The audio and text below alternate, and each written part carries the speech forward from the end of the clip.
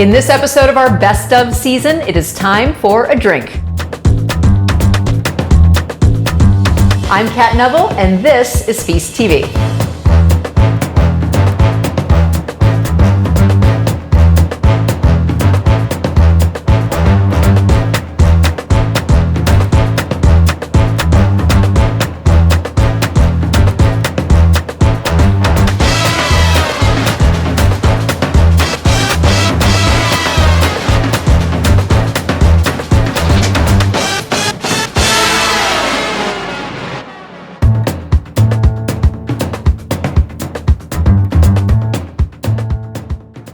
Over the years, we've had a chance to visit a ton of wineries and breweries, and in this episode, we're going to revisit some of our favorites. The very first stop, though, is going to be at a cooperage, and this is a place where the barrels are made that store wine, obviously, but also beer throughout the region. Hofmeister is actually a very small cooperage, and so they are hand making each one of their barrels. It's our first stop, so let's head there now.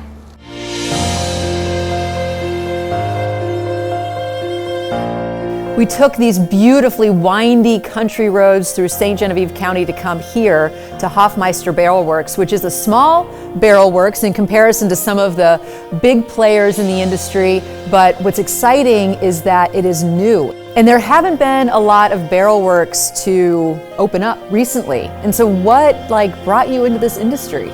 My parents started a winery in 1983, and so I'd been around the wine business for a long time. I was also working full-time in the beverage industry and working with some microbreweries, and I was looking for an opportunity to start a business, and I started looking into what it would take to make barrels, and literally it was 10 years between the time I had an interest in it till I found some people who said, I can train you and teach you in this if you're really, really interested.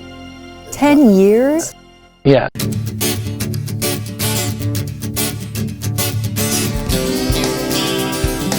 Well, I mean, and it's a very interesting time to be in the barrel industry. And if you're not familiar, Missouri makes a ton of barrels with our beautiful white oak that grows here in kind of the very forested area in southern Missouri. But with the growth in the wine industry, we have 120 some odd wineries in the state now, along with the growth in the spirits industry.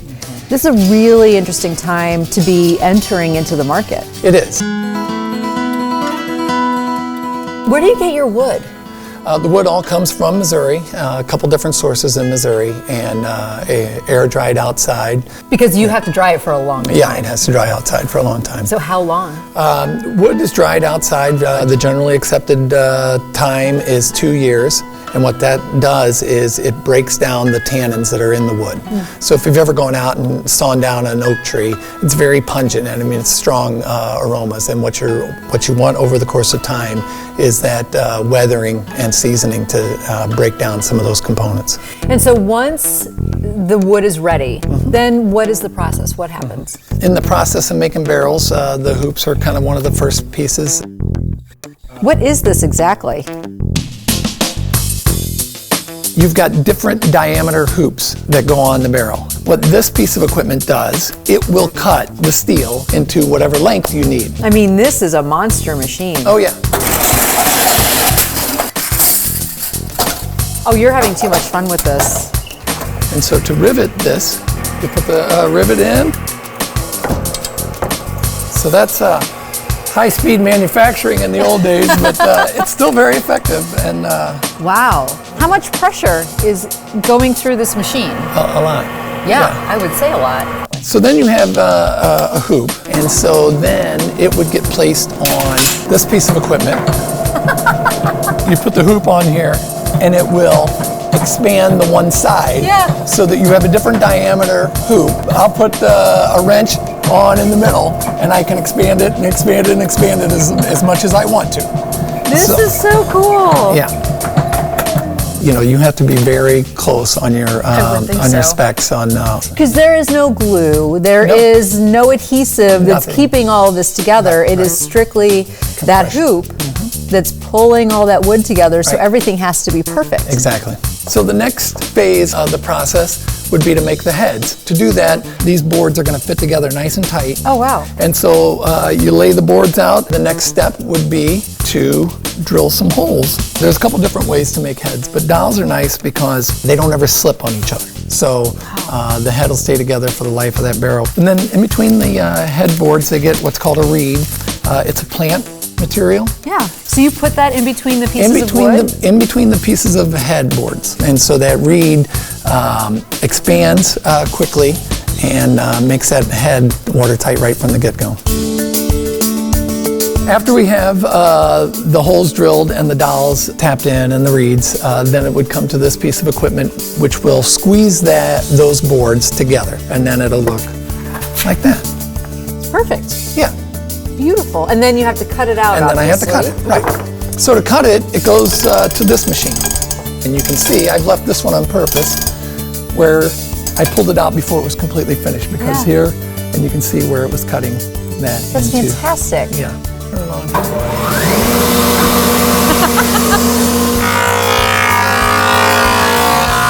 And so you'll run it through the planer a number of times, and it'll begin to plane that down to a set thickness. The jointer cuts this board. Yeah, you can see that it And it's more narrow here than it is in the middle. It's been cupped. Oh, I see. So it gives the image that it's already been bent along that, but it hasn't. It's I just can't believe that this is going to be bent into the shape of a barrel. That's incredible. They are beveled such that when you bend it, those will match up perfectly. So you continue that process all the way around till you have boards completing that circle. You draw it tight with the cable, and you put one of the oversized hoops on it so that it all stays together when you're heating it. And then it would look like this, where that barrel is going to be put on the fire and made ready to bend. We'll take those boards and you want to heat them up to where they get nice and pliable and flexible. And so you add a little bit of moisture on the outside of that barrel to make sure that it doesn't become brittle. Stays pliable. Right, stays a little bit more pliable. And then we'll bend all those boards at one time and into the shape of the barrel. Oh God. I'm really sorry. It's okay. Water shooting everywhere. First you heat them, bend them, then they go back on the fire until you begin to raise the fire up inside that barrel, really start to bring the sugars out to the surface and do the toasting process. Yeah. I've got a barrel on the fire, and I'll put a piece of tin over the top of it that's got a hole in it that will increase the heat on the inside of the barrel and also create a draft up through that barrel.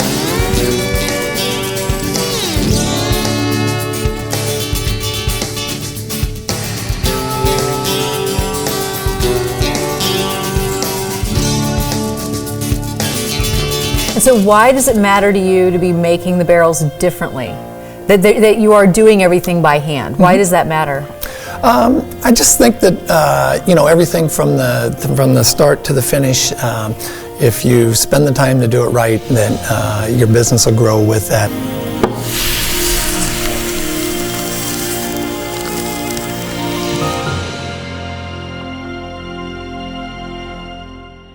Missouri is one of the leading manufacturers of oak barrels due to our vast forests, so it's really cool to be able to get up close and personal with how they're actually made. And speaking of making things, I'm going to be making beef pot pies in this episode, which feature a little bit of beer. And I'm going to get started, and throughout the episode I'm going to kind of go step by step. These are really pretty simple to make. It's going to feature carrots and mushrooms and onions, and I'm just going to get all of that chopped up and put into my bowl. So as far as the beef, you can use stew meat if you really want to, that pre-cut stuff that's in the grocery store, but it's really tough. So what I have is really just a sirloin, and I'm going to go ahead and cut this into 1-inch cubes. And I want the cubes to be relatively small because they're going to be sauteed quickly in that bacon fat, and then we're going to put them in ramekins to bake the rest of the way, but I want them to be able to cook all the way through. I'm tossing my beef cubes with just a little bit of all-purpose flour, and I'm gonna go ahead and chop up my bacon. And while I do that, let's head over to Claverach Winery. They have turned their antique barn into a special event space where they serve their natural wines.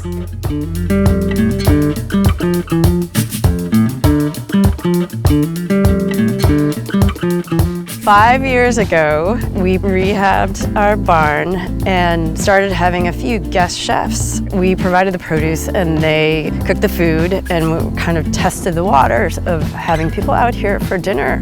After 2 years, we took over the food entirely. We make a small amount of our own house wine that is from grapes grown here on the property. Sam has been growing grapes and making wine here for as long as I've known him. So when did you start growing grapevines? 97, I planted my first vines. Naively, maybe foolishly, didn't know what I was getting into. I was in my early 20s and just knew that I really liked wine. And so it's been sort of a quest to figure out what works and what doesn't. And so ultimately what we've settled on here is less vines, but to do something that we're interested in and we think makes a quality product and styles of wine that we think people aren't used to drinking from Missouri. Not even from Missouri. I mean, around the world, they're unusual wines that you're making. So tell me about your approach. The production is very small. This year we're going to do like 200 cases. Last year was like 100 cases, I think. So we're not actually looking to conquer the world with our wine production here. It's just an aspect of our diverse farm.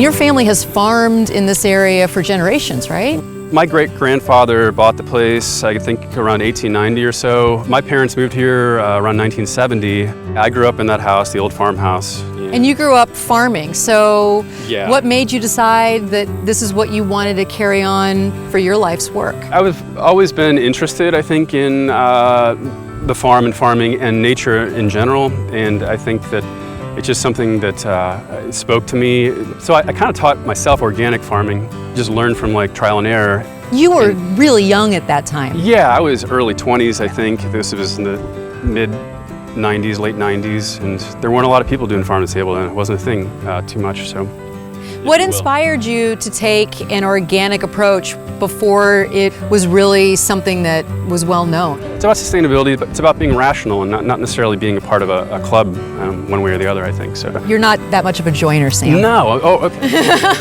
I'm glad you know that.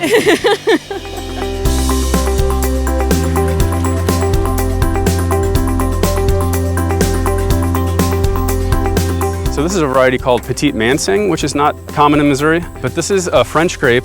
That is a beautiful grape. It's so tiny. Very tiny. Indigenous to a very small region in the south of France called Jurançon, and they make highly regarded sweet wines there. So I don't exactly know what we're going to do with this yet. I might make a sweet wine with it. It might get blended with sort of the other whites as well. Oh, it's just delicious. A lot of the vineyards in Missouri end up machine harvesting their grapes here because we're really trying to grow the highest quality product possible. The trade-off is that we kind of have to do all the work by hand. We're kind of more inspired by the flavor of these European wine grapes, so that's why we struggle to keep growing them. The varieties and the way that you vinify your wines, it's something that seems like it's very personal to you. Yeah. In the same way that the farm is very personal. And when people come here for the dinners and when they come to your home and to your farm and they get to experience, what you've made, what is that like for you? One of the ways we do things here is people sign up for our farm dinners, and the menu is what it is, and they're buying sort of what we're making. And so, the wines we choose are the same way. It's a conversation that we have to start, and we say, trust us, try this. It's not that they'll 100% like it, but oftentimes they're surprised by it, and it's unlike anything they've had from Missouri or maybe from anywhere else in the world.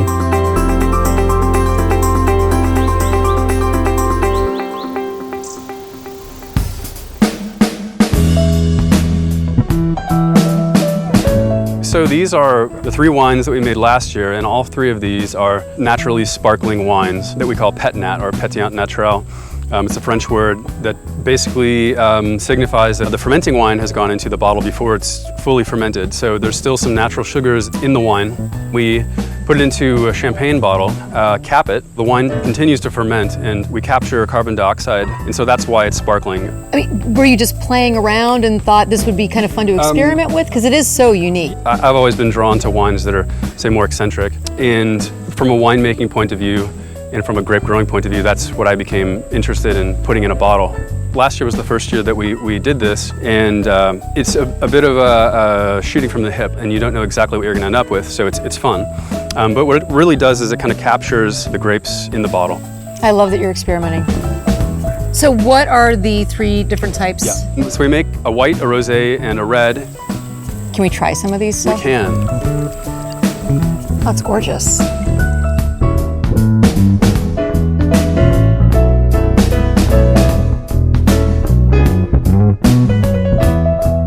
You can go out and get a wine that's predictable and you know it's going to pair with whatever you're having for dinner, but being able to try something that is very personal and an expression of the winemaker and the way that you approach farming and the way that you approach your craft, that's what makes this fun, and it happens to be also really delicious.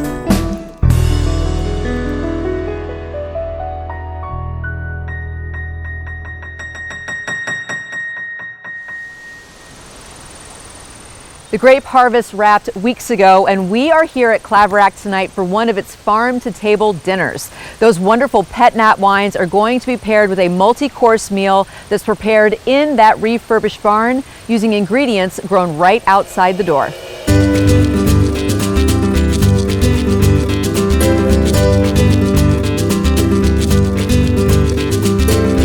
So when I started working with Sam, we knew from the start that at some point we wanted to do some kind of prepared food together with the produce from the farm.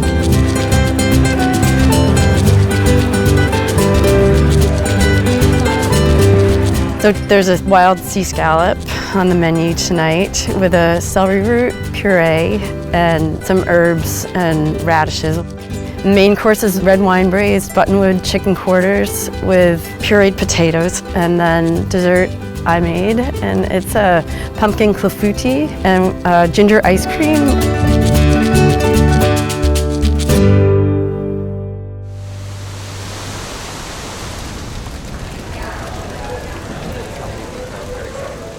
Now let's head inside their refurbished barn and have a taste of this farm-to-table feast. Follow me.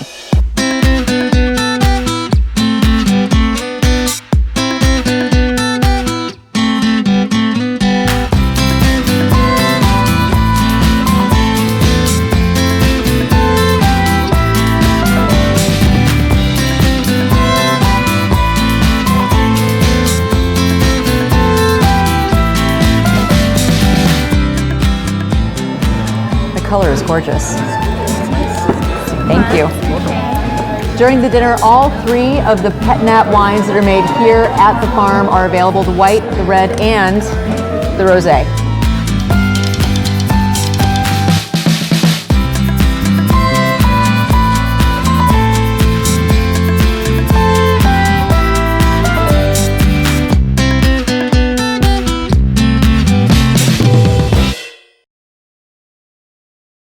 So we visited Claverach a couple of years ago, and since then, the natural wine trend essentially has just exploded. And you're seeing people all over the country doing not just natural wines, but those Pet-Nats, which are delicious. So if you ever have a chance to head over there for one of their dinners, definitely do. Okay, so into my pan, I have a bunch of bacon. It's just 4 slices chopped up. I'm gonna render all the fat out of the bacon and get it all nice and crispy. Then I'm gonna toss in my onion.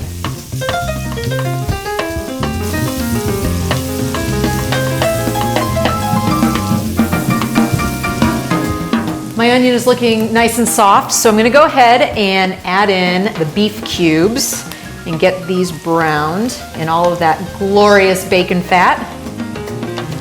So the flour is going to allow the beef to get golden and crispy, but it also is going to serve to help thicken up the sauce when we add in our beef stock. I'm gonna season this up with just a little bit of salt and pepper and let my beef get all nice and golden brown. So I've added in some beef stock, and you can see what the flour has done. It's already thickened this up so that it's really rich. It's delicious looking. Smells fantastic. I'm gonna add in now my carrots and my mushrooms and let those simmer. And then I'm gonna add in some tomato paste, Worcestershire sauce, some thyme, and also my beer. And I'm using an IPA because I want that bitterness. I don't want it to be too sweet.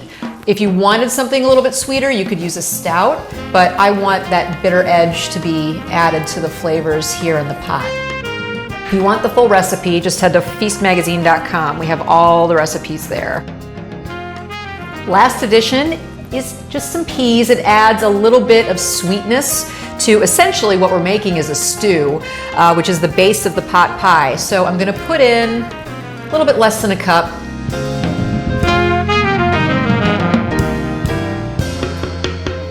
So our next stop is going to be at Free State Brewing in Kansas. It's actually the very first legal brewery that opened up in Kansas since Prohibition.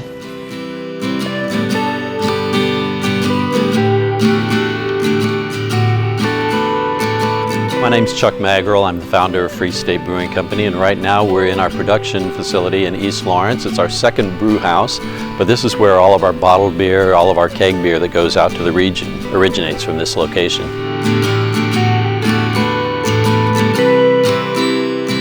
We're somewhat fortunate in Kansas in that our legislature is still somewhat accessible. I was undoubtedly young and naive to think that I could actually walk into Topeka, go to the State House and get some laws changed. Maybe that naivete actually helps to some extent. You don't realize all the reasons why something won't work.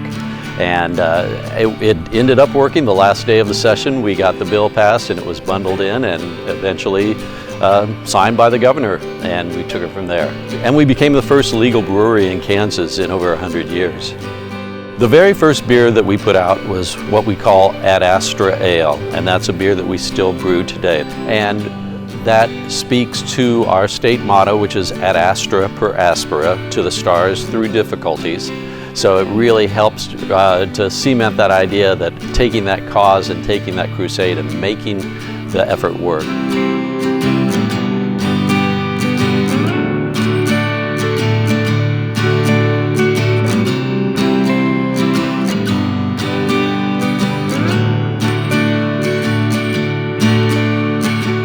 We have folks that have already started lining up outside, and they'll be coming in and getting their tickets for up to 4 bottles of beer of the Ode Max. And when the tickets are gone, the beer's gone. And we'll see. I hope we don't have too many disappointed people, but hopefully it inspires us to do this more and to have more opportunities to meet a growing demand. When we first opened in 1989, we had a lot of education to do, simply because people weren't used to the variety of flavors that were now becoming available. They were used to a few, fairly old import beers and a lot of beers of the American light lager style that were all pretty similar. As it has come along, we've seen both an increase in the variety of new styles that come out that have come about from some very creative brewers in the United States and the U.S. craft movement, and also in a resurrection of some styles of beer that were being lost in the parts of the world where they originated. And we have now come to a point where many of the best examples of those old world beer styles are actually made here in the U.S., where we've sort of become the shepherds of the classic beer styles.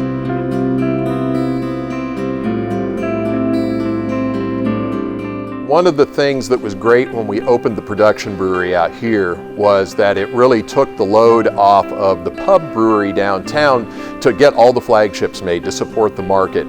As a result, now you can get a much greater variety down there, and the downtown brewery has really become our testing zone and the place where the real creativity and development of new beers happens. So today there may be 10 or 12 different beers on tap down there. Some of them will be those popular flagships that you can get out in the market, but some of them will be some different and special things that you can only get at the restaurant.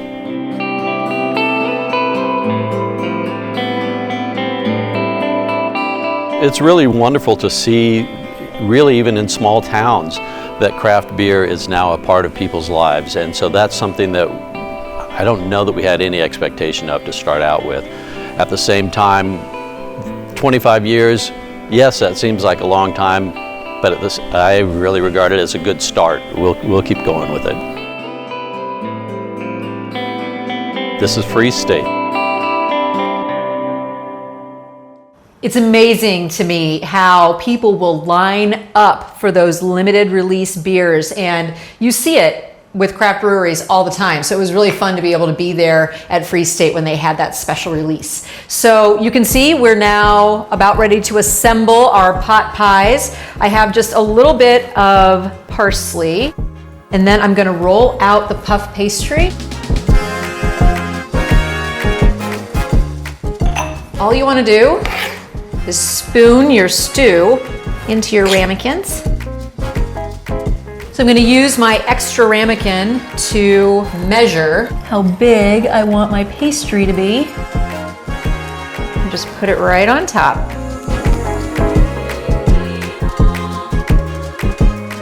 Next step is just to poke little air vents in the top and then just brush it with a little bit of egg wash. I have my oven set at 375, and these are just gonna bake until they're nice and golden. This type of an application can work for just about any kind of stew. If you had a pork and green chili stew, or obviously chicken, it's very easy. Just spoon it into your ramekins and top with puff pastry. So, thank you for joining me on this wine and beer adventure, and I will see you next time.